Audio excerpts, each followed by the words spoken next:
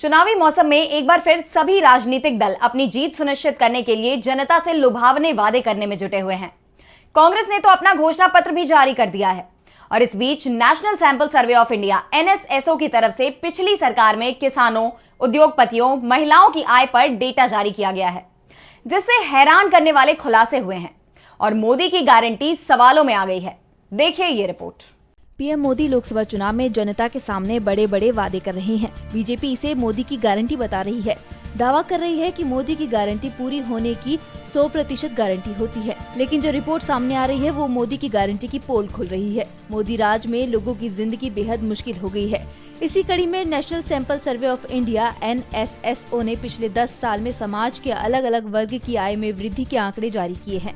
इन आंकड़ों में ये खुलासा सामने आया है कि 2012 से 2022 के बीच नियमित वेतनभोगी कर्मचारियों की औसत मासिक वास्तविक कमाई में हर साल 1% की गिरावट आई है। प्रधानमंत्री नरेंद्र मोदी ने पिछले चुनाव से पहले किसानों की आय दोगुनी करने का जो वादा किया था वो अभी तक पूरा नहीं हुआ है। आंकड़ों से पता चलता है कि मोदी राज में किसानों की आय में वृद्धि की गति और धीमी हो गई है। पीएम मोदी के वादे के अनुसार किसानों की आय में 10% की तेजी से प्रतिवर्ष बढ़त होनी चाहिए थी, लेकिन ये केवल 2.8 रही, जबकि यूपीए के कार्यकाल में ये वृद्धि 3% के दर पर हुई।